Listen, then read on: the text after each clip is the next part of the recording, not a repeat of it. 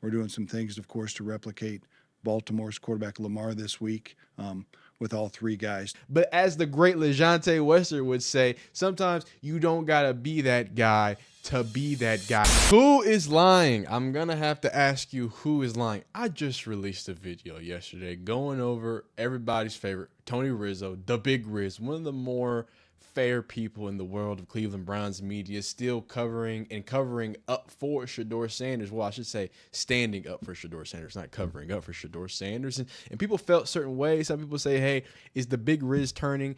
Has the Big Riz always been good, or is he just being the devil's advocate? The biggest thing we heard from Mr. Rizzo, and we're going to really listen to it after we listen to quarterback coach Bill Musgrave speak about it, is that Shedeur Sanders wasn't even getting any reps with the scout team. And let's hear it from the quarterback coach right now. Let's see if that's true. We're going to read here from ESPN Cleveland, and then Tony Grossi, because Tony Grossi also responded to those claims in his own podcast when it came out. So let's see how everybody feels about it.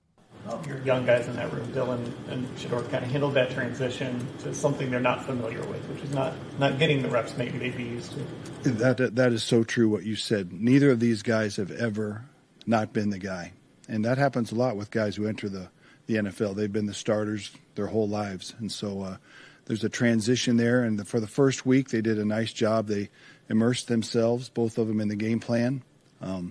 Did a lot of drill work on the side, both before and after practice. And then they get some scout team reps so they can get some balls airborne and make sure that they're staying in sync, of course, because really Dylan being one play away and Shedeur being 2 plays away.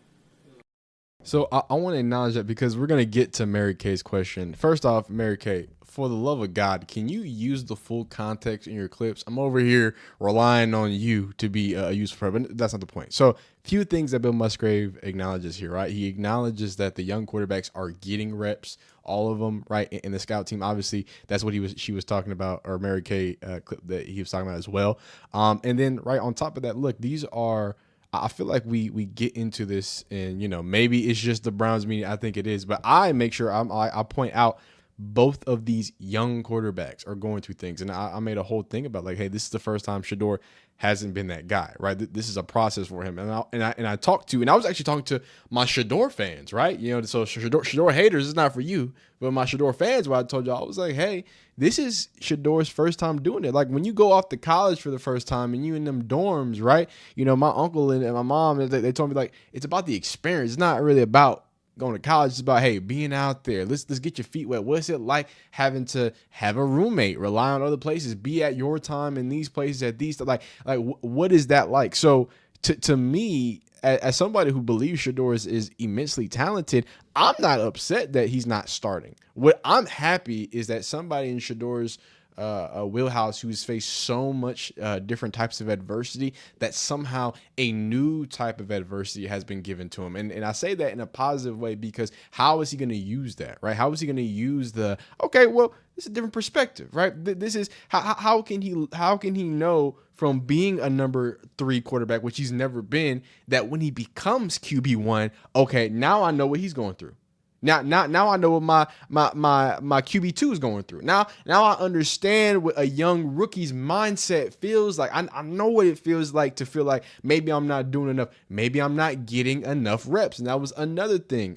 He kind of spun that into the whole, like, hey, you got to, accept if you're not that guy, right? Shout out to LeJante Wester. I love quoting Buffalo players, but as the great LeJante Wester would say, sometimes you don't got to be that guy to be that guy. Now, that was something that LeJante preached and learned and is doing in a big way, but everybody's got to learn their different, lessons and tools in different ways. So maybe having less reps, right? Maybe trying to find a way to be impactful on the sideline, helping out young kickers, trying to deflect all the heat, because, hey, man, I'm just saying, Bill Schmidt, the Schmitty kicker, he sure did miss some easy field goals. I've made more Shedeur Sanders videos. Yeah, ESPN Cleveland has made more Shedeur Sanders videos.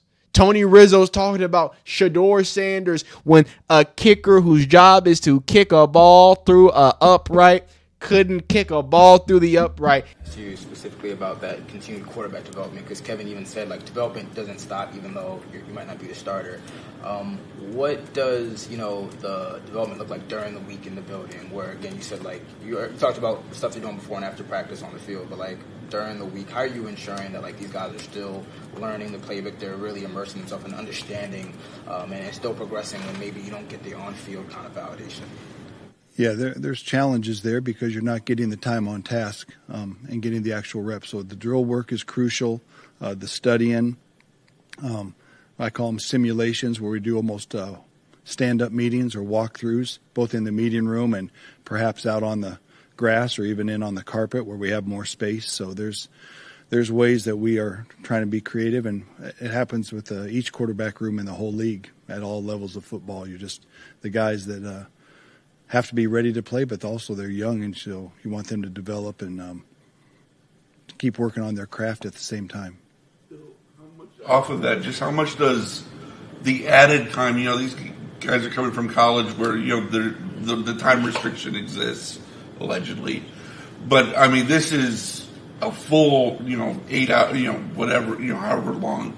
How much can that amount of extra time now they're allowed to spend, they can spend on it, maybe accelerate the process a little bit, even if, they're not necessarily, like you say, getting these long-winded questions. Lord have mercy. Yeah, it definitely helps to have a full day.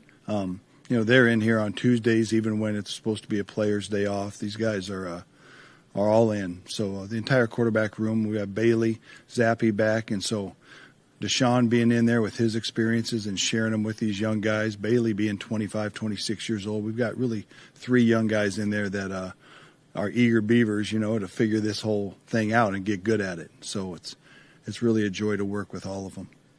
Kevin last week, who was running the scout team, and he said all of them.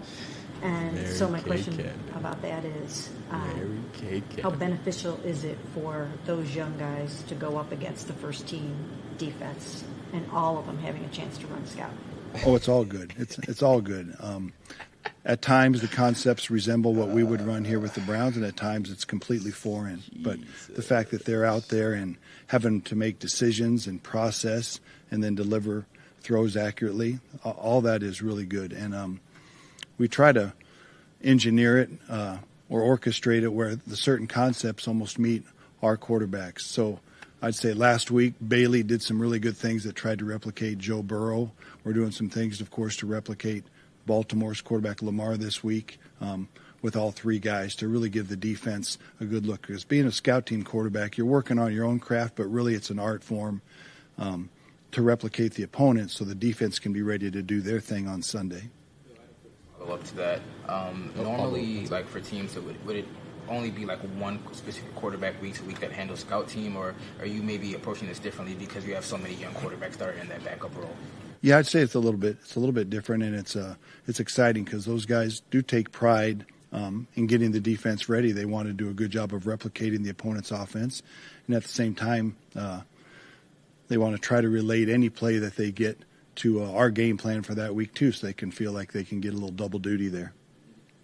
Maybe I really appreciate when coaches speak about the game, right? Because even from me, and this is why I tell you, hey, please listen to the people that have been in the league, that have coached the league. Do not take my opinion. Love that you watch my videos, enjoy it, make fun of my takes, have a take. Understand that what I do is purely entertainment. It's me commenting on the things that these professionals do. But when a professional is speaking, the perspective is so much different. You notice how it's Shedeur's not doing this, or Dylan Gabriel's not doing this, and this person's not doing this, right? While some people might say Kevin Stefanski's double speak, I feel like with Billy Musgrave or Mr. Coach Bill Musgrave, I feel like you can see the passion, right? You can see that what he decides to amplify is the fact that all 3, and he kept saying that, hey, all 3 of them, what they are doing is they have a sense of pride, right? It's important to them to make the defense better. It's important for all of them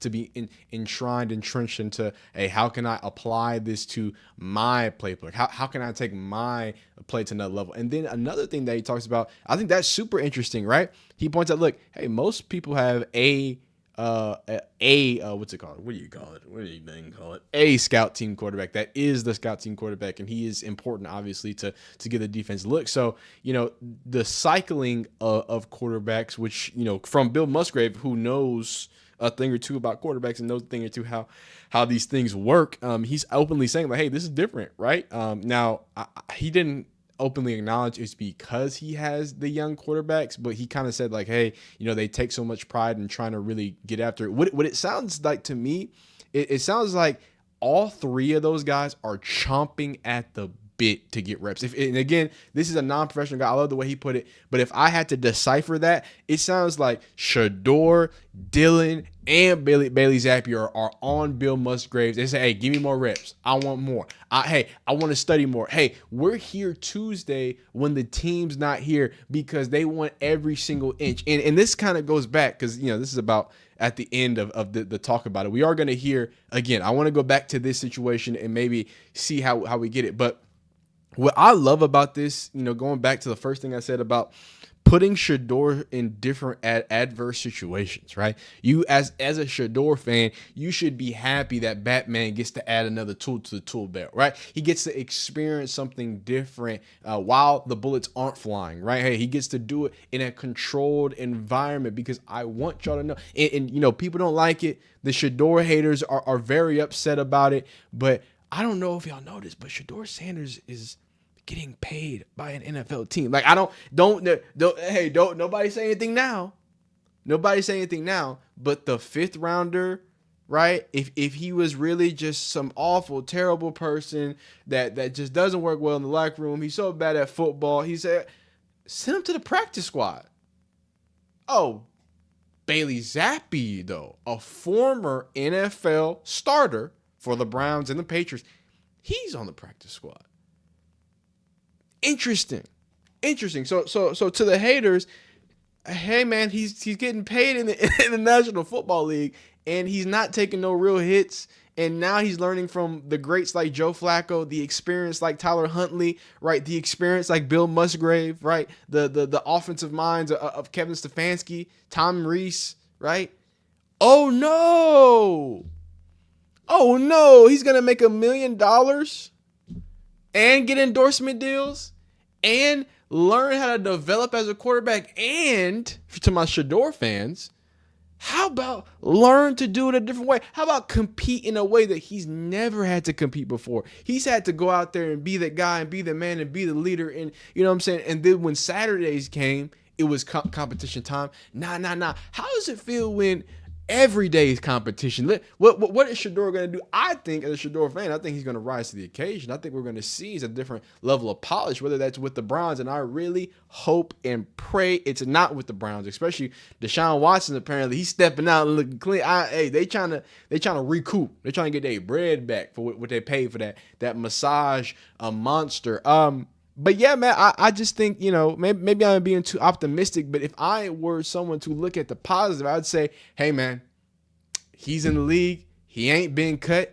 There seems to be a trust and a passion and something there, right? I think that it's a little more complicated, and that's why I did all this yapping, and we heard this before we go back to these quotes we just heard yesterday. Let's hear it. I'm hearing Shedeur is not even running scout team. He's literally watching everyone play.